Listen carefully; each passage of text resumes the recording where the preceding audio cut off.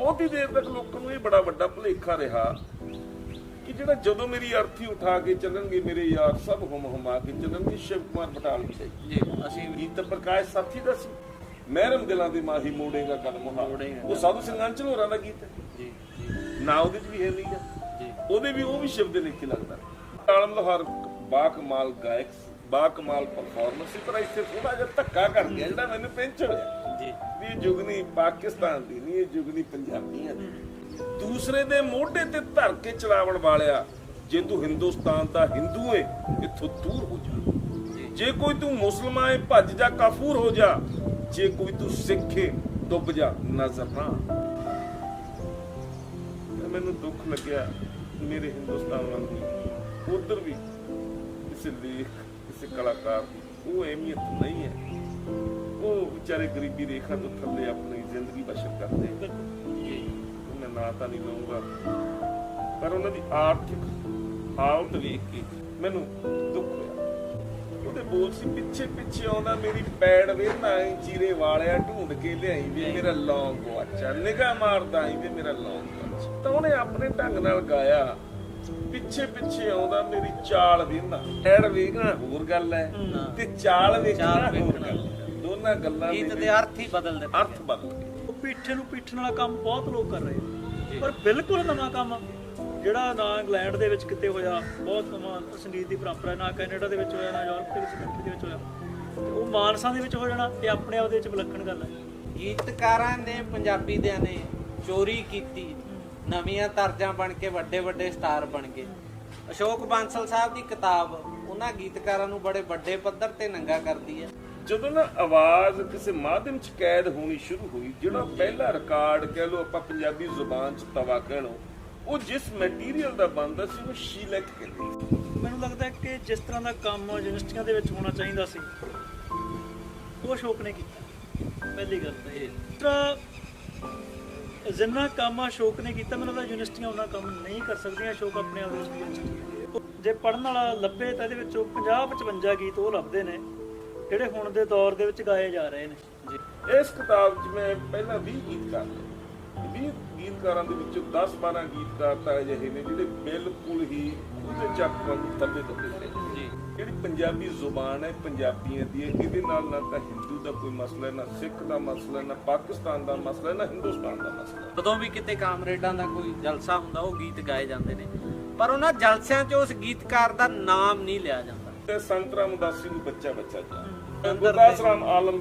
ਠੀਕ ਹੈ ਕਿ ਨਹੀਂ ਗੱਲ ਉਹ ਆਜ਼ਾਦੀ ਵਾਲਾ ਉਹਨਾਂ ਦਾ ਬੜਾ ਉਹਦੇ ਹਾਲੇ ਆਜ਼ਾਦੀ ਨਹੀਂ ਵੇਖੀ ਕਿਉਂਕਿ ਗੁਰਦਾਸ ਰਾਮ ਆਲਮ ਬਾਰੇ ਕਦੇ ਕਿਸੇ ਨੇ ਸਿੱਖੀ ਨਹੀਂ ਅਸੀਂ ਉਹ ਚੀਜ਼ ਨੂੰ ਪਸੰਦ ਕਰਦੇ ਹਾਂ ਜਿੱਥੇ ਥੋੜੀ ਜਿਹੀ ਕਾਮਤਾ ਵੀ ਕਿ ਇਹਨਾਂ ਅੱਖੀਆਂ 'ਚ ਪਾਵਾਂ ਕਿਵੇਂ ਕੱਜਲਾ ਵੇ ਅੱਖੀਆਂ 'ਚ ਤੂੰ ਜੀ ਜਾਂ ਮੈਨੂੰ ਹੀਰੇ ਹੀਰੇ ਆਖੇ ਹਾਏ ਨਹੀਂ ਮੁੰਡਾ ਲੰਬੜਾ ਤੇ ਗੁਰਦਾਸ ਰਾਮ ਆਲਮ ਦੂਜੇ ਪਾਸੇ ਕਹਿੰਦਾ ਲੰਬੜਾਂ ਦੀ ਕੰਧ ਟੱਪ ਕੇ ਮੁੰਡਾ ਬੇਰੀਆਂ 'ਚ ਵੇਖ ਲਿਆ ਤੁਹਾਡਾ ਪਾਕਿਸਤਾਨ ਨਾਲ ਕਿੰਨਾ ਕੁ ਬਾਹਰ ਹੈ ਗੱਲ ਇਹ ਹੈ ਜਿਹੜਾ ਸਾਹਿਤ ਤੇ ਗੀਤ ਹੈ ਮੈਂ ਪਹਿਲਾਂ ਵੀ ਜ਼ਿਕਰ ਕਰ ਚੁੱਕਿਆ ਸਰਹੱਦਾਂ ਦੀ ਮੁਹਤਾਜ ਸਰਹੱਦਾਂ ਦਾ ਮੁਹਤਾਜ ਹੈ ਨਾ ਵੀਜ਼ਿਆਂ ਦਾ ਮੁਹਤਾਜ ਹੈ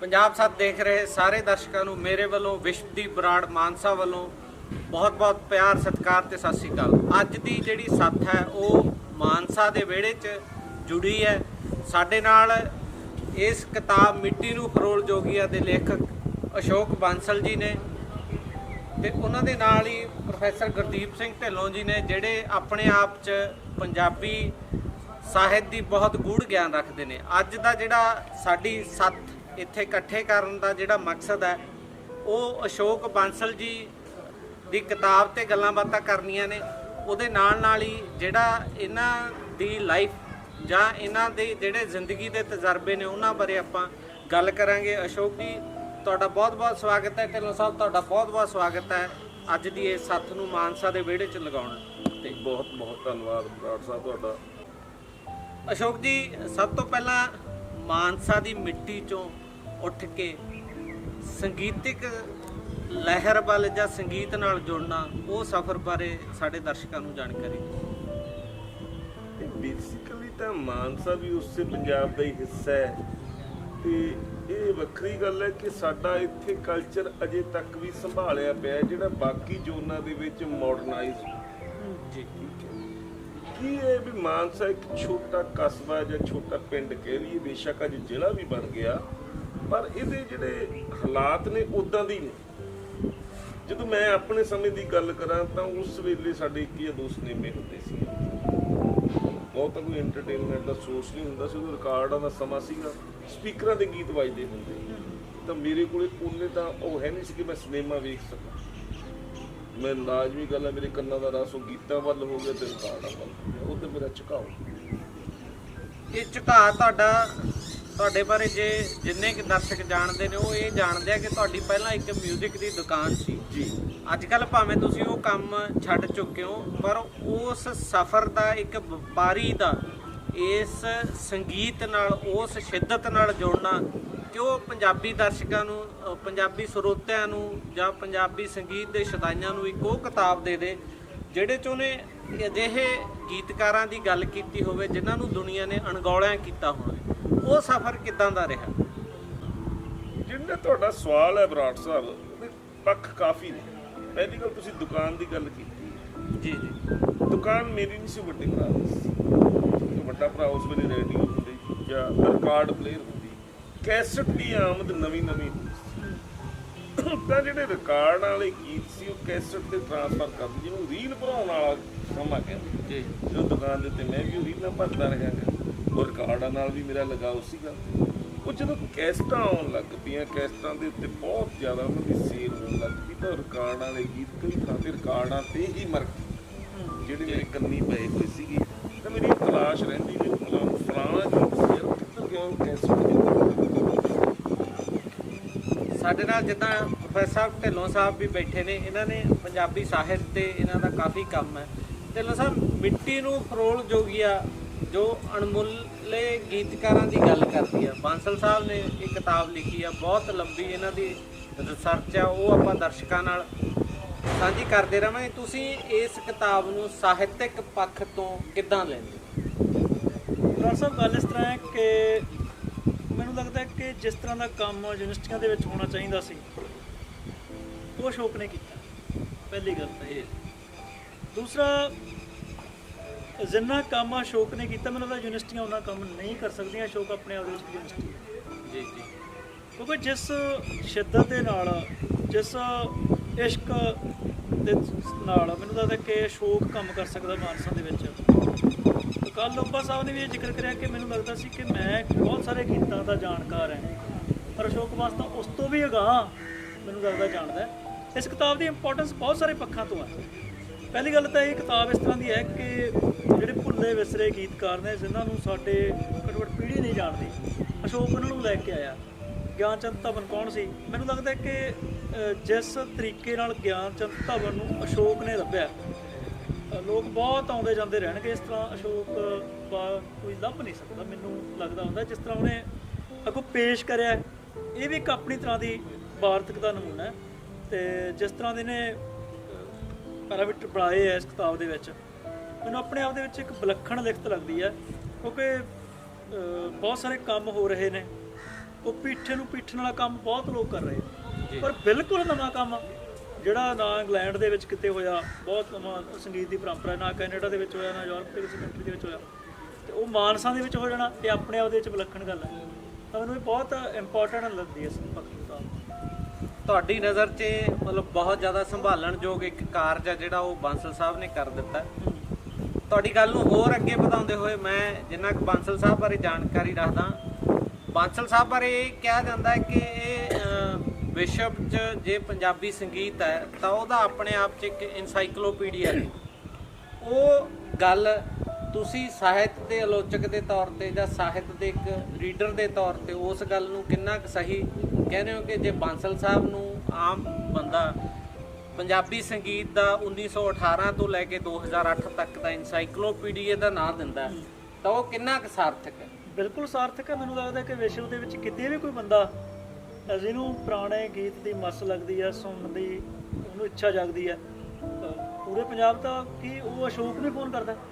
ਬਹੁਤ ਸਾਰੀਆਂ ਸਾਡੇ ਕੋਲ ਉਦਾਹਰਨਾਂ ਨੇ, ਤੇ ਇਹ 101% ਹੈ ਕਿ ਇਨਸਾਈਕਲੋਪੀਡੀਆ। ਹੁਣ ਜਿੱਦਾਂ ਆਪਾਂ ਤੁਸੀਂ ਉਦਾਹਰਨਾਂ ਦੀ ਗੱਲ ਕੀਤੀ, ਮੈਂ 2-4 ਉਦਾਹਰਨਾਂ ਹੀ ਦਰਸ਼ਕਾਂ ਨਾਲ ਸਾਂਝੀਆਂ ਕਰਨਾ ਚਾਹਾਂਗਾ। ਅਸ਼ੋਕ ਜੀ, ਕੋਈ ਪੁਰਾਣੇ ਗੀਤ ਉਹੇ ਜਿਹੇ ਜਿਨ੍ਹਾਂ ਨੂੰ ਹੁਣ ਦੀ ਪੀੜ੍ਹੀ ਨੇ ਨਵੇਂ ਰੂਪ 'ਚ ਘੜ ਦਿੱਤਾ ਹੈ, ਪਰ ਉਹ ਜਿਹੜੇ ਪੁਰਾਣਾ ਗੀਤਕਾਰ ਸੀ ਜਾਂ ਜਿਹੜੇ ਉਹਦੇ ਅਸਲੀ ਜਜ਼ਬੇ ਸੀ ਜਾਂ ਗੀਤਕਾਰ ਦੀ ਉਹ ਭਾਵਨਾ, ਜਿਹੜਾ ਉਹ ਗੀਤ ਪੁਰਾਣੇ ਸਮੇਂ 'ਚ ਆਇਆ, ਹੁਣ ਚਾਹੇ ਉਹਨੂੰ ਤਬਦੀਲ ਹੋ ਗਿਆ, ਕੋਈ 2-4 ਉਦਾਹਰਨਾਂ ਦਰਸ਼ਕਾਂ ਨਾਲ ਸਾਂਝੀਆਂ ਕਰਿਓ। ਮੈਂ ਇਸ ਕਿਤਾਬ ਦੇ ਵਿੱਚ ਵੀ ਜ਼ਿਕਰ ਕੀਤਾ ਹੈ ਇਦਾਂ ਦੇ ਅਨੇਕਾਂ ਹੀ ਗੀਤ ਜੀ। ਇੱਕ ਗੀਤ 1967-68 ਦੇ ਵਿੱਚ ਪੰਜਾਬ ਦੀ ਕੋਇਲ ਬੀਬੀ ਸੁਰਿੰਦਰ ਕੌਰ ਤੇ ਜਨਾਬ ਮੁਹੰਮਦ ਸਦੀਕ ਦੀ ਆਵਾਜ਼ ਜੀ। ਉਹ ਬਾਬੂ ਸਿੰਘ ਮਾਨ ਹੋਰਾਂ ਦਾ ਗੀਤ ਸੀ। ਉਹਦੇ ਬੋਲ ਸੀ, ਪਿੱਛੇ ਪਿੱਛੇ ਆਉਂਦਾ ਮੇਰੀ ਪੈੜ ਵੇਨਾ ਚੀਰੇ ਵਾਲਿਆ, ਢੂੰਡ ਕੇ ਲਿਆਈ ਵੇ ਮੇਰਾ ਲੌਂਗ ਗੁਆਚਾ, ਨਿਗਾਹ ਮਾਰਦਾ ਆਈ ਵੇ ਮੇਰਾ ਲੌਂਗ ਗੁਆਚਾ ਜੀ। ਉਹ ਗੀਤ ਦੀ ਮਕਬੂਲੀਅਤ ਇੰਨੀ ਹੋਈ ਕਿ ਗੀਤ ਇੱਕ ਏਦਾਂ ਦਾ ਮਾਧਿਅਮ ਹੈ, ਉਹ ਹੱਦਾਂ ਸਰਹੱਦਾਂ ਨਹੀਂ ਦਿੰਦੇ, ਉਹਨਾਂ ਨੂੰ ਵੀਜ਼ਿਆਂ ਦੀ ਜ਼ਰੂਰਤ ਨਹੀਂ ਹੁੰਦੀ, ਕਿ ਉਹ ਗੀਤ ਚਾਰੇ ਪਾਸੇ ਫੈਲ ਗਿਆ। ਜਦੋਂ ਲਹਿੰਦੇ ਪੰਜਾਬ ਦੇ ਵਿੱਚੋਂ ਲਹਿੰਦੇ ਪੰਜਾਬ ਦੀ ਗਾਇਕਾ ਦੇ ਹੱਥ ਲੱਗਾ ਤਾਂ ਉਹ ਦੁਗਾਣੇ ਨੂੰ ਸੋਲੋ ਬਣਾ ਜੀ। ਔਰ ਸੋਲੋ ਬਣਾ ਜਿਹੜੀ ਸ਼ਿੱਦਤ ਨਾਲ ਜਿਹੜੀ ਗੱਲ ਮਾਨ ਸਾਹਿਬ ਨੇ ਵਿੱਚ ਕੀਤੀ ਸੀ, ਪਿੱਛੇ ਪਿੱਛੇ ਆਉਂਦਾ ਮੇਰੀ ਪੈੜ ਵੇਂਦਾ ਹੀ ਚੀਰੇ ਵਾਲਿਆ, ਢੂੰਡ ਕੇ ਲਿਆਈ ਵੇ ਮੇਰਾ ਲੌਂਗ ਗੁਆਚਾ, ਨਿਗਾਹ ਮਾਰਦਾ, ਤਾਂ ਉਹਨੇ ਆਪਣੇ ਢੰਗ ਨਾਲ ਗਾਇਆ, ਪਿੱਛੇ ਪਿੱਛੇ ਆਉਂਦਾ ਮੇਰੀ ਚਾਲ ਵੇਂਦਾ। ਇਹਦਾ ਮਤਲਬ ਉੱਥੇ ਦੀ ਮਤਲਬ ਲੈਂਗੁਏਜ ਪੈੜ ਸ਼ਬਦ ਨਹੀਂ ਹੋਣਾ, ਉਹਨਾਂ ਨੇ ਪੈੜ ਨੂੰ ਚਾਲ ਬਣਾਤਾ। ਪੈੜ ਵੇਖਣਾ ਹੋਰ ਗੱਲ ਹੈ ਤੇ ਚਾਲ ਵੇਖਣਾ ਹੋਰ ਗੱਲ ਹੈ, ਦੋਨਾਂ ਗੱਲਾਂ ਗੀਤ ਦੇ ਅਰਥ ਹੀ ਬਦਲ ਦਿੱਤੇ, ਅਰਥ ਬਦਲ ਗਏ ਜੀ। ਏਦਾਂ ਦੇ ਅਨੇਕਾਂ ਗੀਤ ਜਿਹੜੇ ਉਧਰੋਂ ਆ ਕੇ ਇੱਧਰ ਤਬਦੀਲ ਹੋ ਗਏ, ਇੱਧਰੋਂ ਆ ਕੇ ਉੱਧਰ ਤਬਦੀਲ। ਮੈਂ ਤੁਹਾਡੀ ਗੱਲ ਵਿੱਚੇ ਰੋਕ ਕੇ ਢਿੱਲੋਂ ਸਾਹਿਬ, ਜਿਹੜੀ ਗੀਤਕਾਰਾਂ ਨੇ ਪੰਜਾਬੀ ਦਿਆਂ ਨੇ ਚੋਰੀ ਕੀਤੀ, ਨਵੀਆਂ ਤਰਜ਼ਾਂ ਬਣ ਕੇ ਵੱਡੇ ਵੱਡੇ ਸਟਾਰ ਬਣ ਗਏ। ਅਸ਼ੋਕ ਬਾਂਸਲ ਸਾਹਿਬ ਦੀ ਕਿਤਾਬ ਉਹਨਾਂ ਗੀਤਕਾਰਾਂ ਨੂੰ ਬੜੇ ਵੱਡੇ ਪੱਧਰ ਤੇ ਨੰਗਾ ਕਰਦੀ ਹੈ, ਤੇ ਇਹਦੇ ਬਾਰੇ ਵੀ ਪੰਜਾਬੀ ਗੀਤਕਾਰੀ 'ਚ ਜਿਹੜੀ ਚੋਰੀ ਹੈ ਉਹਦੇ ਬਾਰੇ, ਜਾਂ ਗੀਤਕਾਰਾਂ ਨੂੰ ਉਹਨਾਂ ਦਾ ਜੋ ਉਹਨਾਂ ਦਾ ਸਥਾਨ ਗਾਇਕੀ ਨੇ ਦੇਣਾ ਸੀ ਜਾਂ ਪੰਜਾਬੀਆਂ ਨੇ ਦੇਣਾ ਸੀ, ਉਹ ਅਸੀਂ ਪੰਜਾਬੀ ਦੇਣ ਤੋਂ ਅਸਮਰਥ ਹਾਂ, ਉਹਦੇ ਬਾਰੇ ਕੁਝ ਤੁਹਾਡੇ ਵਿਚਾਰ? ਮੈਨੂੰ ਲੱਗਦਾ ਕਿ ਅਸ਼ੋਕ ਨੇ ਬਹੁਤ ਕੁਝ ਲਿਖਿਆ।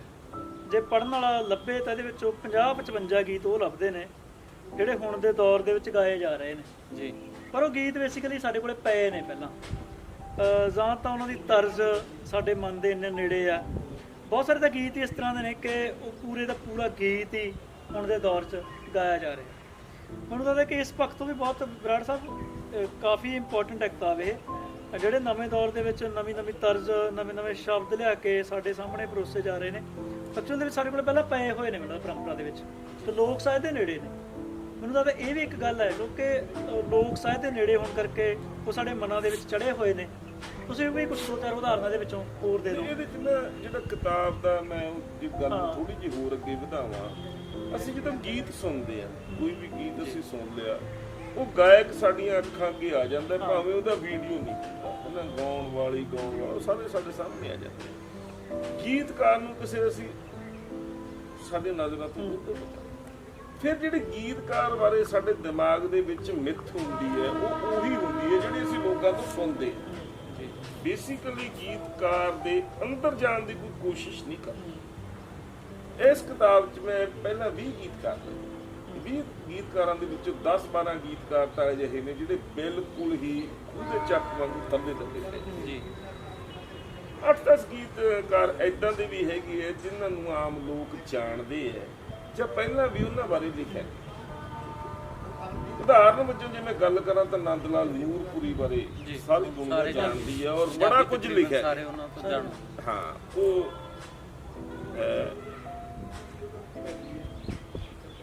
ਹਾਂ 104 ਸਫ਼ੇ ਤੇ ਹੈ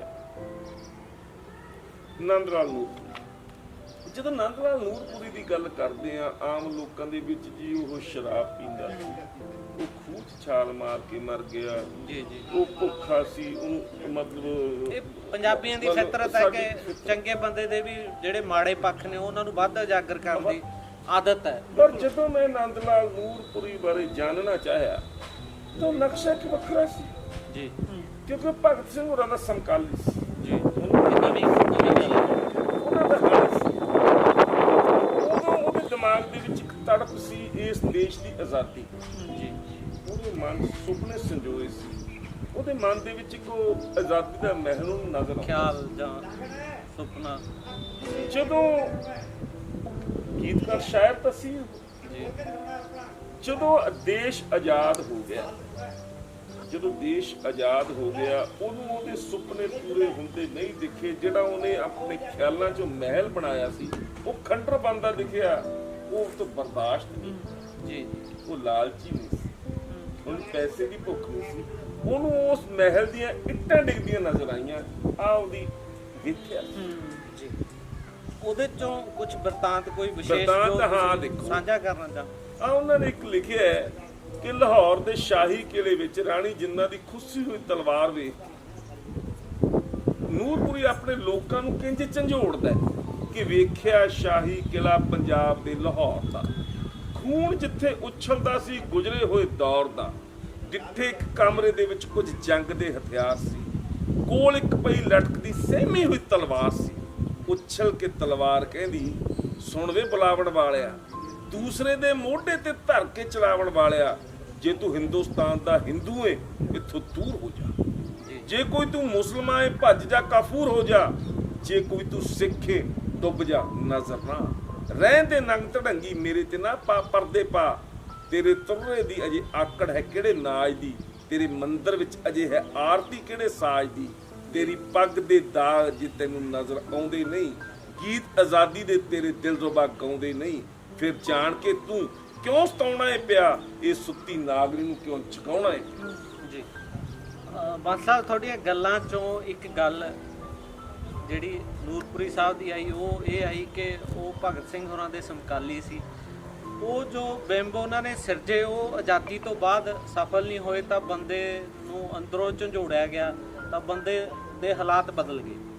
ਜਿਹੜੀ ਇੱਕ ਗੱਲ ਹੋਰ ਇਸੇ ਉਹਨਾਂ ਦੀ ਲਿਖਤ ਚੋਂ ਸਾਹਮਣੇ ਆਈ ਹੈ ਕਿ ਪੰਜਾਬੀ ਨੂੰ ਵੀ ਕਿਤੇ ਹਿੰਦੂ ਸਿੱਖ 'ਚ ਵੰਡਿਆ ਗਿਆ। ਖਾਸ ਕਰ ਜਦੋਂ 1966 'ਚ ਨਵਾਂ ਪੰਜਾਬ ਸਿਰਜਿਆ ਗਿਆ, ਮੇਰਾ ਖਿਆਲ ਢਿੱਲੋਂ ਸਾਹਿਬ ਉਹਦੇ ਨਾਲ ਸਹਿਮਤ ਹੋਣਗੇ। ਉਸ ਤੋਂ ਬਾਅਦ ਵਿਸ਼ੇਸ਼ ਤੌਰ ਤੇ ਇਹ ਕਰ ਦਿੱਤਾ ਗਿਆ ਕਿ ਜਿਹੜੀ ਪੰਜਾਬੀ ਹੈ ਉਹ ਸਿੱਖਾਂ ਦੀ ਬੋਲੀ ਹੈ, ਤੇ ਜਿਹੜੀ ਮਤਲਬ ਦੂਜੇ ਹਿੰਦੂ ਤਬਕਾ ਹੈਗਾ ਪੰਜਾਬ ਦਾ। ਹਾਲਾਂਕਿ ਉਸ ਰੀਤ ਨੂੰ ਸਾਰਿਆਂ ਨੇ ਭੁਲਾ ਦਿੱਤਾ ਕਿ ਇਹ ਮਾਲਵੇ 'ਚ ਖਾਸ ਕਰਕੇ ਉਹ ਰੀਤਾਂ ਨੇ ਕਿ ਜਿੱਥੇ ਇੱਕ ਪਰਿਵਾਰ 'ਚ ਹੀ ਦੋਨੇ ਧਰਮ ਨੇ। ਜਿੱਦਾਂ ਭਿੱਖੀ ਇਲਾਕੇ ਦੇ ਸਿੰਘੜੇ ਹੈਗੇ ਨੇ ਕਿ ਇੱਕ ਪਰਿਵਾਰ ਦਾ ਵੱਡਾ ਜੀ ਆ ਉਹ ਸਿੱਖ ਹੈ, ਸਾਬਤ ਸੂਰਤ ਸਿੱਖ ਹੈ, ਤੇ ਬਾਕੀ ਭਰਾ ਹਿੰਦੂ ਨੇ।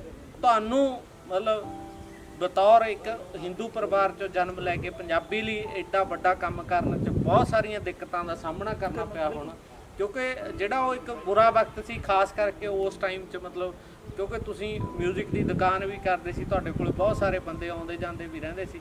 ਕੋਈ ਵਿਸ਼ੇਸ਼ ਇਹੋ ਜਿਹੀ ਗੱਲ ਢਿੱਲੋਂ ਸਾਹਿਬ ਜਾਂ ਹੋਰ ਦਰਸ਼ਕਾਂ ਨਾਲ ਸਾਂਝੀ ਕਰਨਾ ਚਾਹੋ ਜਿੱਥੇ ਤੁਹਾਨੂੰ ਲੱਗਿਆ ਹੋਵੇ ਕਿ ਯਾਰ ਮੈਂ ਵੀ ਪੰਜਾਬੀ ਮਾਂ ਬੋਲੀ ਦਾ ਉੱਡਾ ਹੀ ਪੁੱਤ ਹਾਂ ਜਿੰਨਾ ਕੋਈ ਸਿੰਘ ਜਾਂ ਇੱਕ ਉਸ ਤਬਕੇ ਨਾਲ ਹੋਣ ਵਾਲਾ ਵਿਅਕਤੀ ਹੋ ਸਕਦਾ?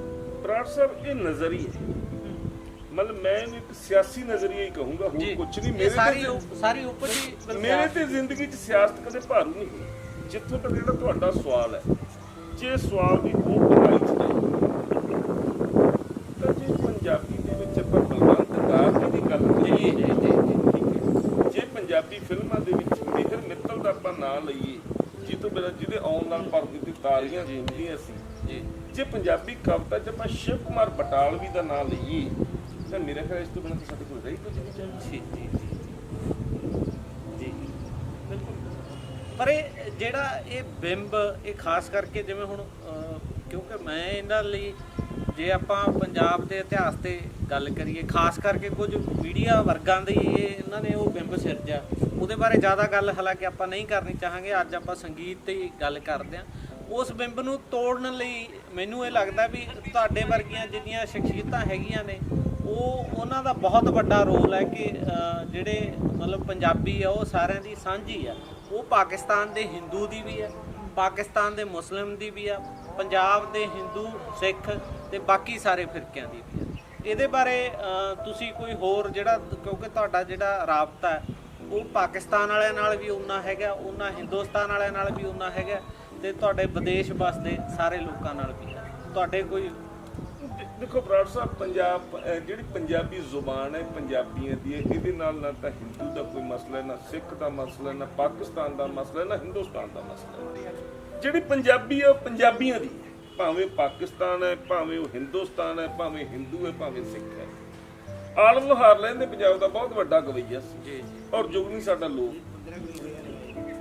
ਉਹ ਜੋ ਜੁਗਨੀ ਗਾ ਰਿਹਾ ਸੀ ਕੱਲ ਪਰਸੋਂ, PTV ਦਾ ਕੋਈ ਪ੍ਰੋਗਰਾਮ ਸੀਗਾ, ਪੁਰਾਣੀ ਰਿਕਾਰਡਿੰਗ ਸੀ, ਕਮਾਲ ਦਾ ਪਰਫਾਰਮਰ, ਕਮਾਲ ਦਾ ਗਾਇਕ ਜੀ, ਕੋਈ ਦੋ ਰਾਏ। ਤਾਂ ਅੰਤ ਦੇ ਵਿੱਚ ਨਾ ਇਹ ਜੁਗਨੀ ਪਾਕਿਸਤਾਨ ਦੀ ਮੈਨੂੰ ਥੋੜਾ ਜਿਹਾ ਚੁਭੀ ਗੱਲ ਫੇਸਬੁੱਕ ਦੇ ਉੱਤੇ ਮੈਂ ਪਾਈ ਵੀ ਆਲਮ ਲੋਹਾਰ ਬਾ ਕਮਾਲ ਗਾਇਕ, ਬਾ ਕਮਾਲ ਪਰਫਾਰਮਰ ਸੀ, ਪਰ ਇੱਥੇ ਥੋੜਾ ਜਿਹਾ ਧੱਕਾ ਕਰ ਗਿਆ ਜਿਹੜਾ ਮੈਨੂੰ ਪਿੰਚ ਹੋਇਆ ਜੀ ਵੀ ਇਹ ਜੁਗਨੀ ਪਾਕਿਸਤਾਨ ਦੀ ਨਹੀਂ, ਇਹ ਜੁਗਨੀ ਪੰਜਾਬੀਆਂ ਦੀ। ਇਹਦਾ ਮਤਲਬ ਇਹ ਗੱਲ ਹੈ ਕਿ ਪੰਜਾਬੀ ਸਾਰਿਆਂ ਦੀ ਹੈ, ਸਰਬੱਤ ਦੀ ਹੈ, ਤੇ ਸਾਰੇ ਹੀ ਉਹਦੇ ਸ਼ਦਾਈ ਨੇ, ਪਰ ਤੁਹਾਡੇ ਵਰਗਾ ਸ਼ਦਾਈ ਕੋਈ ਨਹੀਂ ਹੋ ਸਕਦਾ। ਇੱਕ ਗੱਲ ਜਿਹੜੇ ਤੁਹਾਡੇ ਸ਼ੌਂਕ ਚੋਂ ਮੈਨੂੰ ਪਤਾ ਲੱਗੀ ਹੈ ਕਿ ਤੁਸੀਂ ਕੁਝ ਉਹੇ ਜਿਹੇ ਗੀਤ ਵੀ ਸਾਡੇ ਜਿਹੜੇ ਪਾਠਕਾਂ ਨੂੰ ਇਸ ਕਿਤਾਬ ਰਾਹੀਂ ਦਿੱਤੇ ਨੇ, ਜਿਨ੍ਹਾਂ ਨੂੰ ਅੱਜ ਤੱਕ ਲੋਕ ਇਹੀ ਸਮਝਦੇ ਰਹੇ ਕਿ ਸ਼ਿਵ ਕੁਮਾਰ ਬਟਾਲਵੀ ਜੀ ਦੀ ਰਚਨਾ ਹੈ। ਉਸ ਤਵੇ ਬਾਰੇ ਮੈਂ ਤਵਾ ਖਾਸ ਕਰ ਉਹਨਾਂ ਨੌਜਵਾਨਾਂ ਲਈ ਕਲੀਅਰ ਕਰ ਦੇਣਾ ਚਾਹੁੰਦਾ। ਤਵਾ ਉਹ ਰਿਕਾਰਡ ਹੈ ਜਿਹੜਾ ਇਹਦੇ ਤੇ ਬਣਿਆ। ਉਹ ਤਵਿਆਂ ਦਾ ਮਤਲਬ ਇਹ ਹੁੰਦਾ ਕਿ ਕਈ ਇਹੋ ਜਿਹੇ ਰਿਕਾਰਡ ਵੀ ਹੈਗੇ ਜਿਹੜੇ ਇਹਨਾਂ ਨੇ ਸੰਭਾਲੇ ਹੋਇਆ, ਇਹਨਾਂ ਨੂੰ ਲਾਇਬ੍ਰੇਰੀ ਦੇ ਤੌਰ ਤੇ ਜਾਣਿਆ ਜਾਂਦਾ ਕਿ ਉਹ ਪੱਥਰ ਦੇ ਨੇ। ਉਸ ਪੱਥਰ ਦੇ ਤਵੇ ਤੇ ਇੱਕ ਇੱਕ ਗੀਤ ਹੈ ਜਾਂ ਦੋ ਦੋ ਗੀਤ ਨੇ। ਉਹਨਾਂ ਬਾਰੇ ਇਹ ਜਾਣਕਾਰੀ ਆਪ ਹੀ ਦੇਣਗੇ ਕਿ ਸ਼ਿਵ ਕੁਮਾਰ ਬਟਾਲਵੀ ਜੀ ਦੇ ਗੀਤ ਜਿਨ੍ਹਾਂ ਨੂੰ ਸਮਝਿਆ ਜਾਂਦਾ ਅੱਜ ਤੱਕ, ਉਹ ਗੀਤ ਅਸਲੀਅਤ 'ਚ ਕਿਹਨੇ ਲਿਖੇ ਹੋਏ। ਪਹਿਲੀ ਗੱਲ ਬਰਾੜ ਸਾਹਿਬ, ਮੈਂ ਤੁਹਾਡੇ ਸਵਾਲ ਨੂੰ ਥੋੜਾ ਜਿਹਾ ਹੋਰ ਸਰਲ ਕਰਦੇ ਆ। ਜਿਹੜਾ ਤੁਸੀਂ ਪੱਥਰ ਦੇ ਤਵੇ ਦੀ ਗੱਲ ਕੀਤੀ ਹੈ, ਜਦੋਂ ਨਾ ਆਵਾਜ਼ ਕਿਸੇ ਮਾਧਿਅਮ 'ਚ ਕੈਦ ਹੋਣੀ ਸ਼ੁਰੂ ਹੋਈ, ਜਿਹੜਾ ਪਹਿਲਾ ਰਿਕਾਰਡ ਕਹਿ ਲਓ ਆਪਾਂ ਪੰਜਾਬੀ ਜ਼ੁਬਾਨ 'ਚ ਤਵਾ ਕਹਿ ਲਓ, ਉਹ ਜਿਸ ਮਟੀਰੀਅਲ ਦਾ ਬਣਦਾ ਸੀ ਉਹਨੂੰ ਸ਼ੀਲਕ ਕਹਿੰਦੇ ਸੀ ਜੀ, ਲਾਖ। ਠੀਕ ਹੈ, 1950-55 ਤੱਕ ਉਹੀ ਤਵੇ ਬਣਦੇ ਆਏ। ਉਸ ਤੋਂ ਬਾਅਦ ਇੱਕ ਨਵਾਂ ਫਾਰਮੈਟ ਆਇਆ, ਕਿਉਂਕਿ ਉਹ ਜਿਹੜਾ ਸੀ ਨਾ ਰਿਜਿਡ ਸੀ, ਹਾਰਡ ਸੀ ਸ਼ੀਲਕ, ਜੇ ਥੱਲੇ ਡਿੱਗਦਾ ਸੀ ਟੁੱਟ ਜਾਂਦਾ ਸੀ, ਜ਼ਿਆਦਾ ਡਿਊਰੇਬਲ ਨਹੀਂ ਸੀਗਾ, ਉਹਦੇ ਦੋਨੇ ਪਾਸੇ ਇੱਕ ਇੱਕ ਗੀਤ ਹੁੰਦਾ। 1960-65 ਤੋਂ ਬਾਅਦ ਇੱਕ ਨਵੀਂ ਟੈਕਨੋਲੋਜੀ ਆਈ ਜਿਹਨੂੰ PVC ਮਟੀਰੀਅਲ ਕਹਿੰਦੇ ਜੀ। ਠੀਕ ਹੈ, ਉਹ ਲਚਕੀਲਾ ਵੀ ਸੀਗਾ, ਉਹ ਡਿਊਰੇਬਲ ਵੀ ਵੱਧ ਸੀਗਾ, ਉਹਦੇ ਤੇ ਸਪੇਸ ਵੀ ਗੀਤ ਜ਼ਿਆਦਾ ਆ ਜਾਂਦਾ। ਪਹਿਲੀ ਗੱਲ ਤਾਂ ਇਹ ਹੈ। ਦੂਸਰਾ ਤੁਹਾਡਾ ਸਵਾਲ ਦੁਬਾਰਾ ਰਿਪੀਟ ਕਰਿਓ। ਮੈਂ ਉਹ ਗੱਲ ਕਰ ਰਿਹਾ ਸੀ ਕਿ ਕੁਝ ਗੀਤ ਸ਼ਿਵ ਜੀ ਦੇ ਮੰਨੇ ਜਾਂਦੇ ਨੇ। ਮੈਂ ਇਹ ਤੁਹਾਨੂੰ ਕਲੀਅਰ ਕਰਦਾ, ਕਿਉਂਕਿ ਜਿਹੜੇ ਪੁਰਾਣੇ ਵੱਡੇ ਗੀਤਕਾਰ ਸੀ, ਸ਼ਿਵ ਨੇ ਵੀ ਬਹੁਤੀ ਥਾਈਂ ਇਦਾਂ ਹੀ ਹੈ, ਪੁਰਾਣੇ ਜਿਹੜੇ ਵੱਡੇ ਗੀਤਕਾਰ ਸੀ ਉਹ ਗੀਤ ਨੂੰ ਮਾਣਦੇ ਸੀ, ਲਿਖਦੇ ਸੀ, ਨਾ ਪਾਉਣ ਦੀ ਬਹੁਤੀ ਕੋਈ ਜ਼ਰੂਰਤ ਨਹੀਂ ਜੀ। ਅਨੇਕਾਂ ਹੀ ਗੀਤ ਚੱਕ ਲਓ, ਉਹਨਾਂ 'ਚ ਨਾਂ ਨਹੀਂ ਪਏ। ਜੇ ਤੁਸੀਂ ਗਿਆਨ ਚੰਦ ਧਾਵਨ ਦੇ ਗੀਤ ਚੱਕੋ, ਉਹਨਾਂ 'ਚ ਨਾਂ ਨਹੀਂ ਜੀ। ਹਰਭਜਨ ਸਿੰਘ ਚੰਕ ਦੇ ਗੀਤ ਚੱਕੋ, ਉਹਨਾਂ 'ਚ ਨਾਂ ਨਹੀਂ ਹੈ। ਚਾਨਣ ਗੋਬਿੰਦਪੁਰੀ ਦੇ ਗੀਤ ਚੱਕੋ, ਉਹਨਾਂ 'ਚ ਨਾਂ ਨਹੀਂ ਹੈ। ਪ੍ਰਕਾਸ਼ ਸਾਥੀ ਦੇ ਗੀਤ ਚੱਕੋ, ਉਹਨਾਂ 'ਚ ਨਾਂ ਨਹੀਂ। ਇੱਕ ਸਾਡੇ ਦਿਮਾਗ 'ਚ ਪਰਸੈਪਸ਼ਨ ਬਣ ਜਾਂਦੀ ਹੈ ਵੀ ਆਹ ਗੀਤ ਇਦਾਂ ਦਾ ਹੈ ਵੀ ਯਾਰ ਇਹ ਕਰਨੈਲ ਸਿੰਘ ਪਾਰਸ ਦਾ ਹੀ ਜੀ, ਅਕਲੀ ਸ਼ਰੀਰ ਦੀ, ਭਾਵੇਂ ਕਿਸੇ ਦੀ। ਜਿਹੜੇ ਉਸ ਰੌਂ ਦੇ ਗੀਤ ਅਸੀਂ ਉਹਦੇ ਨਾਂ ਲਾ ਦਿੱਤੇ ਕਿਉਂਕਿ ਉਹਨਾਂ 'ਚ ਨਾਮ ਹੈ, ਗੀਤਕਾਰ ਦਾ ਨਾਮ ਨਹੀਂ ਸੀ। ਬਹੁਤੀ ਦੇਰ ਤੱਕ ਲੋਕਾਂ ਨੂੰ ਇਹ ਬੜਾ ਵੱਡਾ ਭੁਲੇਖਾ ਰਿਹਾ ਕਿ ਜਿਹੜਾ ਜਦੋਂ ਮੇਰੀ ਅਰਥੀ ਉਠਾ ਕੇ ਚੱਲਣਗੇ ਮੇਰੇ ਯਾਰ, ਸਭ ਹੁਮਾ ਕੇ ਚੱਲਣਗੇ, ਸ਼ਿਵ ਕੁਮਾਰ ਬਟਾਲਵੀ ਜੀ। ਅਸੀਂ ਵੀ ਉਹੀ ਮੰਨਦੇ ਰਹੇ ਹਾਂ ਅੱਜ ਤੱਕ। ਪਰ ਜਦੋਂ ਨਹੀਂ, ਗੀਤ ਤਾਂ ਪ੍ਰਕਾਸ਼ ਸਾਥੀ ਦਾ ਸੀ। ਉਹਨਾਂ ਦਾ ਕਾਰਨ ਕੀ ਬਣਿਆ? ਜਿਹੜਾ ਮੂਲ ਰੂਪ 'ਚ ਇਹਦਾ ਰਿਕਾਰਡ ਬਣਿਆ, ਜਿਹੜਾ ਸ਼ੀਲਕ ਦਾ ਰਿਕਾਰਡ ਸੀ, ਉਹ ਤਾਂ ਪ੍ਰਕਾਸ਼ ਸਾਥੀ ਦਾ ਨਾਮ ਮੈਂਸ਼ਨ ਸੀ ਜੀ, ਲਿਖਿਆ ਹੋਇਆ ਸੀ।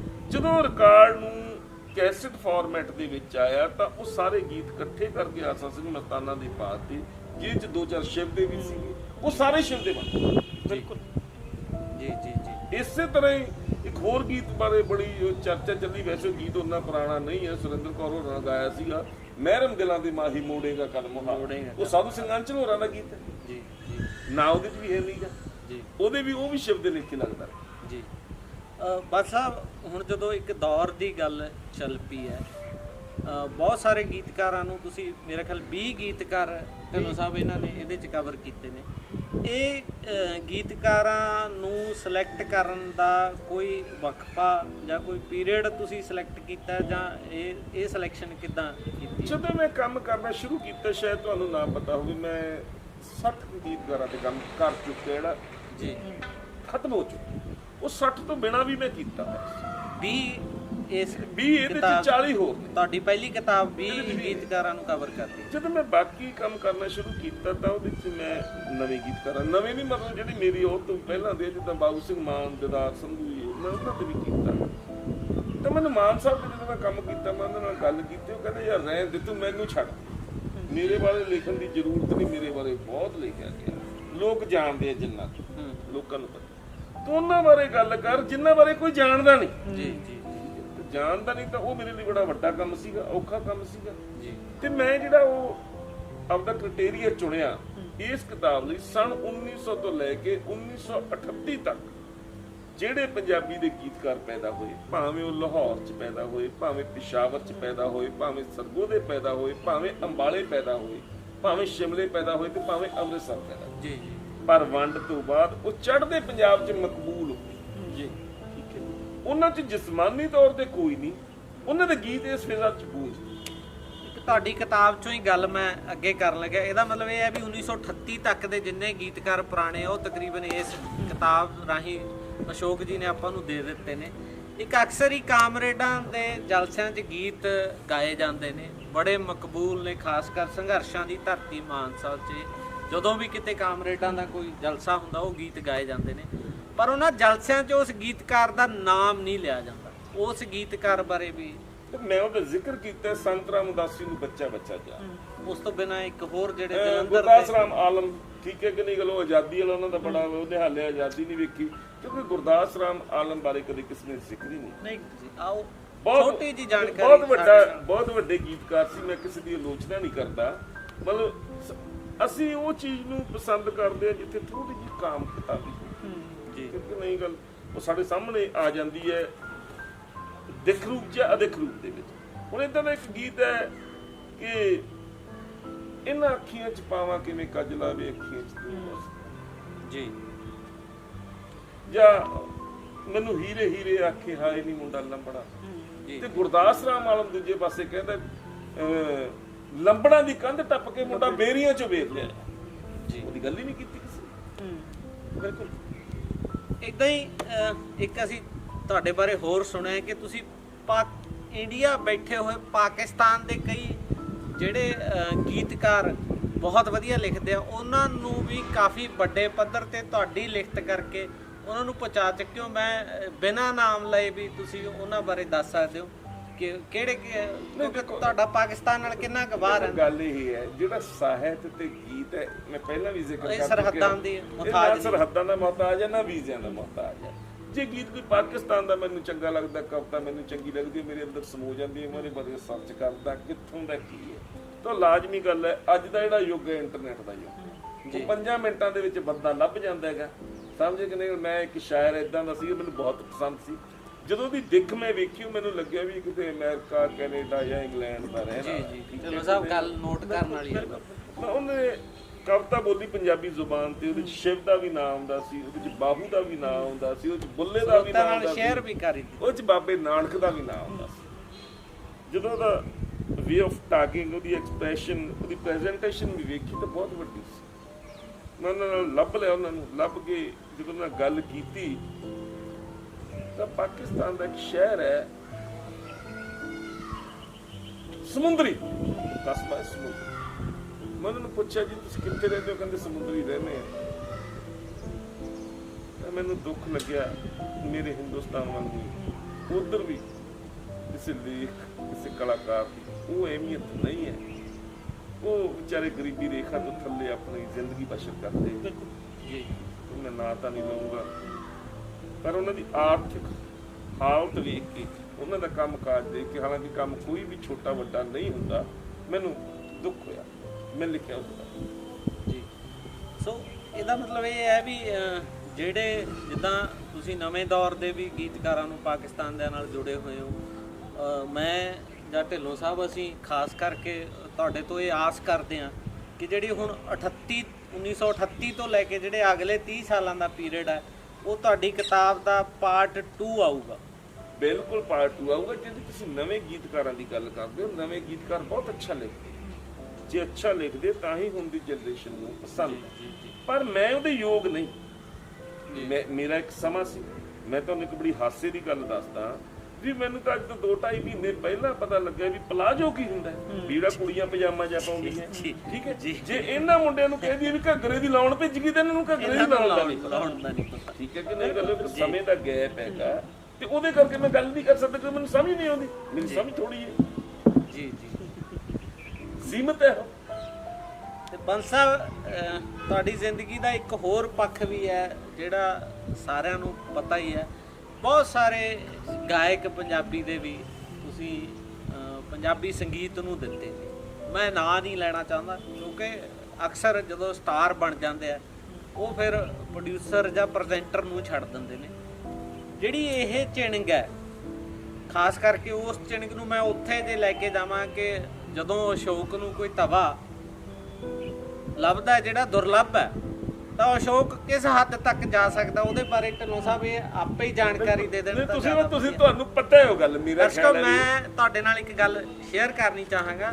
ਨਿੱਜੀ ਤੌਰ ਤੇ ਅਸੀਂ ਦੋਨੇ ਹੀ ਇਹਨਾਂ ਦੇ ਬਹੁਤ ਨੇੜੇ ਦੇ ਮਿੱਤਰਾਂ ਚੋਂ ਹਾਂ ਤੇ ਜੇ ਅਕਸਰ ਕਦੇ ਰਾਤੀ 10 ਵਜੇ ਫੋਨ ਆਉਂਦਾ ਹੈ ਅਸ਼ੋਕ ਬਾਂਸਲ ਦਾ ਤਾਂ ਉਦੋਂ ਇਹ ਹੁੰਦਾ ਕਿ ਜਾਂ ਤਾਂ ਕੋਈ ਨਵਾਂ ਗੀਤ ਦੱਸਣਗੇ ਤੇ ਜਾਂ ਕੋਈ ਕਿਸੇ ਗੀਤ ਦੀ ਇਹਨਾਂ ਨੇ ਕਿਸੇ ਤਵੇ ਦੀ ਬੋਲੀ ਲੈਣੀ ਹੋਣੀ ਹੈ। ਇੱਕ ਵਾਰੀ ਕੀ ਹੋਇਆ, ਢਿੱਲੋਂ ਸਾਹਿਬ ਨੂੰ ਵੀ ਉਸ ਗੱਲ ਦਾ ਪਤਾ ਹੈ, ਕਲਕੱਤੇ ਦੇ ਕਿਸੇ ਬੰਦੇ ਕੋਲੇ ਪੰਜਾਬੀ ਦੀ ਕੋਈ ਬਹੁਤ ਹੀ ਅਮੁੱਲ ਤਵਾ ਪਿਆ ਸੀ, ਉਹਨੇ ਸੇਲ ਤੇ ਲਾਇਆ ਤੇ ਮਾਮਲਾ ਭਿੜ ਗਿਆ ਕਿਸੇ NRI ਨਾਲ। ਉਹਨੇ ਡਾਲਰਾਂ 'ਚ ਬੋਲੀ ਦੇਣੀ ਸੀ, ਬਾਂਸਲ ਸਾਹਿਬ ਨੇ ਰੁਪਈਆਂ 'ਚ ਦੇਣੀ ਸੀ। ਫਿਰ ਉਹ ਕਹਿੰਦੇ ਵੀ ਮਾਨਸਾ ਦਾ ਅਗਰਵਾਲ ਪੁੱਤ ਹਾਰਿਆ ਨਹੀਂ, ਉਹ ਬੋਲੀ ਲੈ ਕੇ ਵੱਧ ਦੇ ਕੇ ਉਹ ਤਵਾ ਖਰੀਦਿਆ। ਮਾਨ ਸਾਹਿਬ ਉਹ ਤਵਾ ਕੀ ਸੀ ਉਹਦੇ ਬਾਰੇ ਵੀ ਐਕਚੁਅਲੀ ਨਾ ਜਦੋਂ ਮੈਂ ਇੱਕ ਕਿਤਾਬ ਦੇ ਵਿੱਚ ਜ਼ਿਕਰ ਕੀਤਾ ਕਿ ਇੰਗਲੈਂਡ ਦੇ ਇੱਕ ਬਹੁਤ ਵੱਡੇ ਪ੍ਰੈਜ਼ੈਂਟਰ ਸੀ, ਗੀਤਕਾਰ ਵੀ ਸੀ, ਜਨਾਬ ਚਮਨ ਲਾਲ ਚਹਿਲ ਜੀ। ਮੈਂ ਤਾਂ ਬੱਚਾ ਉਹਨਾਂ ਦੇ ਪੋਤੇ ਦਾ ਹਾਲੇ, ਉਹਨਾਂ ਨੇ ਮੇਰੀ ਇੰਟਰਵਿਊ ਕਰਨੀ ਸੀ ਪੰਜਾਬ ਰੇਡੀਓ ਤੇ। ਉਹ ਟਾਈਮ ਪਿਆ ਸੀ ਹਾਲੇ, ਉਹਨਾਂ ਨੇ ਮੇਰੇ ਨਾਲ ਗੱਲੀ ਬਾਤੀ ਉਹ ਲੱਗ ਗਈ ਤਾਂ ਉਹਨਾਂ ਨੇ 3-4 ਨਾਂ ਲਏ। ਇੱਕ ਉਹਨਾਂ ਨੇ ਨਾਂ ਲਿਆ ਗਿਆਨ ਸਿੰਘ ਸੁਰਜੀ। ਜਦੋਂ ਨਾਂ ਲਿਆ ਮੇਰੇ ਲਈ ਬਿਲਕੁਲ ਨਵਾਂ ਨਾਂ ਸੀ ਕਿਉਂਕਿ ਗਿਆਨ ਸਿੰਘ ਸੁਰਜੀ ਦਾ ਰਿਕਾਰਡ ਹੀ ਜੀ। ਇੱਕ ਉਹਨਾਂ ਕੁਲਦੀਪ ਸਿੰਘ ਪਰਦੇਸੀ ਦਾ ਨਾਂ ਲਿਆ। ਕੁਲਦੀਪ ਸਿੰਘ ਪਰਦੇਸੀ 2-4 ਡਿਊਟ ਆਏ ਸੀ, ਉਹਦੇ ਬਾਰੇ ਮੈਂ ਜਾਣਦਾ ਸੀ। ਉਹਨਾਂ ਨੇ ਗਜ਼ਲ ਦੀ ਗੱਲ ਕੀਤੀ ਸੀ, ਕੁਲਦੀਪ ਸਿੰਘ ਪਰਦੇਸੀ ਦੀ ਗਜ਼ਲਾਂ ਕੁਝ ਰਿਕਾਰਡ। ਉਹ ਮੈਂ ਲੱਭਦਾ ਰਿਹਾ, ਮੈਨੂੰ ਕਿਤੇ ਨਹੀਂ ਲੱਭੀਆਂ। ਜਦੋਂ ਰਿਕਾਰਡ ਮੈਂ ਉਹਦੇ ਦੇਖਿਆ ਹੀ 22 ਦੇ ਉੱਤੇ ਪਿਆ ਤਾਂ ਉਹ ਬੋਲੀ ਦਾ ਸਿਸਟਮ ਹੈ ਸੀ। 1500 ਇੰਡੀਆ ਦੇ ਪੈਸੇ ਉੱਤੇ ਲੱਗੇ ਹੋਏ ਸੀ। ਉਹ ਬੋਲੀ ਦੇਣ ਲੱਗਿਆ ਲਾਹੌਰ ਦਾ ਸੀ ਕੋਈ ਬੰਦਾ, ਉਹ ਰਹਿੰਦਾ ਸੀ ਸਰੀ ਕੈਨੇਡਾ ਦੇ। ਉਹ ਬੋਲੀ ਜਾਣ ਲੱਗੀ ਤਾਂ ਉਸ ਵੇਲੇ ਸਿੰਘ ਫਸ ਗਏ। ਸਿੰਘ ਨਹੀਂ, ਮੈਂ ਉਹ ਛੱਡਣਾ ਹੀ ਨਹੀਂ ਚਾਹੁੰਦਾ। ਸੰਗੀਤ ਦੇ ਸ਼ਦਾਈ ਦੀ ਚਿਣਕ ਜਾਗ ਪਈ। ਹਾਲਾਂਕਿ ਮੇਰੀ ਉਹ ਕਪੈਸਿਟੀ ਤੋਂ ਬਾਹਰ ਸੀ। ਜਿਹੜੀ ਪ੍ਰਾਈਸ ਸੀ ਉਸ ਵੇਲੇ ਉਹ 47,500 ਰੁਪਏ ਦਾ ਮੈਂ ਰਿਕਾਰਡ, ਉਹ ਉੱਤੇ 600 ਰੁਪਏ ਦਾ ਪੋਸਟੇਜ ਖਰਚਾ। ਉਸ ਰਿਕਾਰਡ ਬਾਰੇ ਵੀ ਜਾਣਕਾਰੀ ਉਹ ਸਫਰੀ ਸਾਹਿਬ ਦਾ ਸੀ। ਉਹ ਬੜੇ ਮਾਸੂਮ ਨੇ ਸਾਜਨ ਸ਼ਰਾਰਤ ਕਰੀ। ਸ਼ਰਾਰਤ ਇਹਦੇ ਚ ਫਿਰ ਤੁਹਾਡੇ ਸ਼ੌਂਕ ਨੇ ਕੀਤੀ। ਸੋ ਬੰਸ ਸਾਹਿਬ, ਗੱਲਾਂ ਇਦਾਂ ਹੀ ਜਾਰੀ ਰਹਿਣਗੀਆਂ। ਆਪਾਂ ਇੱਕ ਛੋਟਾ ਜਿਹਾ ਬ੍ਰੇਕ ਲੈ ਲਈਏ। ਬੰਸ ਸਾਹਿਬ, ਜਿੱਦਾਂ ਆਪਾਂ ਗੱਲ ਕਰ ਰਹੇ ਸੀ ਗੀਤਕਾਰਾਂ ਬਾਰੇ, ਤੁਸੀਂ ਜਿਹੜੇ ਅਨਮੁੱਲੇ ਗੀਤਕਾਰ ਇਸ ਕਿਤਾਬ ਰਾਹੀਂ ਸਾਨੂੰ ਦਿੱਤੇ ਨੇ, ਜਿਹੜੇ ਮੌਜੂਦਾ ਗੀਤਕਾਰੀ ਹੈ ਉਹਦੇ ਬਾਰੇ ਤੁਹਾਡੇ ਕੀ ਵਿਚਾਰ ਨੇ? ਕਿਉਂਕਿ ਜੇ ਆਪਾਂ ਸੰਗੀਤ ਦੀ ਦੁਨੀਆ ਦੀ ਗੱਲ ਕਰਦੇ ਹਾਂ ਤਾਂ ਸਾਰੀ ਦੁਨੀਆ ਦੇ ਸੰਗੀਤ 'ਚ ਕਿਤੇ ਨਾ ਕਿਤੇ ਉਹ ਦੌਰ ਆਉਂਦੇ ਨੇ ਜਿੱਥੇ ਠੂਠਾ ਪੜਾਕਾ, ਇਹ ਉਹ ਰੈਪ ਸੰਗੀਤ ਲਾ ਲਓ ਜਾਂ ਹਾਰਡ ਰੌਕ ਮਿਊਜ਼ਿਕ ਲਾ ਲਓ, ਉੱਦਾਂ ਦਾ ਹੀ ਦੌਰ ਪੰਜਾਬੀ ਦਾ। ਕਿਉਂਕਿ ਜਿੱਥੇ ਪਹਿਲਾਂ ਕੰਨਾਂ ਨੂੰ, ਖਾਸ ਕਰ ਢਿੱਲੋਂ ਸਾਹਿਬ ਉਸ 'ਤੇ ਬੜੀ ਲਿਖਦੇ ਰਹਿੰਦੇ ਨੇ ਕਿ ਕੰਨਾਂ ਨੂੰ ਪਹਿਲਾਂ ਇੱਕ ਸੋਹਜ ਤੇ ਕੰਨਾਂ ਨੂੰ ਇੱਕ ਰਸ ਘੋਲਮਾ ਸੰਗੀਤ ਪੰਜਾਬੀ ਸੀਗਾ। ਅੱਜ ਕੱਲ੍ਹ ਮਤਲਬ ਉਹ ਸਿੱਧਾ ਹੀ ਪੜਾਕਿਆਂ ਤੇ ਮਿਜ਼ਾਈਲਾਂ ਤੇ, ਜੇ ਹੁਣ ਕਿਤੇ ਆ ਯੂਕਰੇਨ ਰਸ਼ੀਆ ਦਾ ਯੁੱਧ ਚੱਲ ਰਿਹਾ ਤਾਂ ਜਿਹੜੀ ਕੋਈ ਨਵੀਂ ਮਿਜ਼ਾਈਲ ਚੱਲੂਗੀ, ਕਿਉਂਕਿ ਪਹਿਲਾਂ ਫੈਟ ਬੰਬ, ਫੈਟ ਬॉय ਜਾਂ ਇਹ ਉਹ ਪੰਜਾਬੀ ਗੀਤਾਂ 'ਚ ਵਰਤਣ ਲੱਗ ਗਏ ਨੇ, ਉਹ ਬਿੰਬ ਵਰਤੇ ਜਾ ਰਹੇ ਨੇ। ਜਾਂ ਇੱਕ ਬ੍ਰਾਂਡਾਂ ਦੀ ਲਾਈਨ ਪੰਜਾਬੀ ਵਾਲਿਆਂ ਨੇ ਲਾ ਰੱਖੀ ਹੈ ਜੀ, ਚੋ ਗੂਚੀ ਤੋਂ ਲੈ ਕੇ ਡੋਲਸ ਗਬਾਨਾ, ਕਈਆਂ ਨੂੰ ਤਾਂ ਉਹਨਾਂ ਦੇ ਨਾਂ ਵੀ ਐਗਜ਼ੈਕਟ ਨਹੀਂ ਆਉਂਦੇ, ਲੂਈ ਬਤਾਊ ਨੂੰ ਲੂਈ ਬਤੇਰੂ ਜਾਂ ਇੱਦਾਂ ਦੇ। ਉਹ ਸਾਰਾ ਮਤਲਬ ਪੰਜਾਬੀ ਗੀਤਕਾਰੀ ਨੇ ਉਹ ਸਾਰਾ ਕੁਝ ਅਡਾਪਟ ਕਰ ਲਿਆ ਜੋ ਪੰਜਾਬ ਦੀ ਖਾਸ ਕਰ ਇਸ ਫਿਜ਼ਾ ਤੋਂ ਬਾਹਰ ਦੀਆਂ ਗੱਲਾਂ ਨੇ। ਕਿਉਂਕਿ ਪੰਜਾਬੀ ਫਿਜ਼ਾ ਤਾਂ ਹਲੇ ਵੀ ਆਪਣੀਆਂ ਸੱਥਾਂ 'ਚ, ਜਿਵੇਂ ਆਪਾਂ ਅੱਜ ਇੱਥੇ ਪੰਜਾਬ ਦੀ ਸੱਥ ਲਾਈ ਬੈਠੇ ਹਾਂ। ਉਹ ਨਵੇਂ ਗੀਤਕਾਰਾਂ ਬਾਰੇ ਤੁਹਾਡੇ ਕੀ ਵਿਚਾਰ ਨੇ? ਵੈਸੇ ਤੁਹਾਨੂੰ ਇਹ ਮੰਨਿਆ ਜਾਂਦਾ ਹੈ ਕਿ ਤੁਸੀਂ 2008 ਤੋਂ ਬਾਅਦ ਵਾਲਿਆਂ ਨੂੰ ਸੁਣਨਾ ਬੰਦ ਕੀਤਾ ਹੈ। ਦੇਖੋ ਗੱਲ ਇਹ ਜੀ, ਇਹਦੀ ਆਪਾਂ ਪਿੱਠ ਭੂਮੀ 'ਚ ਜਾਈਏ ਨਾ, ਇਹ ਵੀ ਆਪਣੇ ਆਪ 'ਚ ਇੱਕ ਸਾਈਨ ਆਫ ਇੰਟਰੋਗੇਸ਼ਨ। ਇੱਕ ਵੇਲਾ ਸੀ ਜਿਹਦੇ ਗੀਤ ਸਾਨੂੰ ਸਵਾਦ ਦਿੰਦੇ ਆ, ਮੈਨੂੰ ਸਵਾਦ ਦਿੰਦੇ ਆ ਖਾਸ ਕਰਕੇ।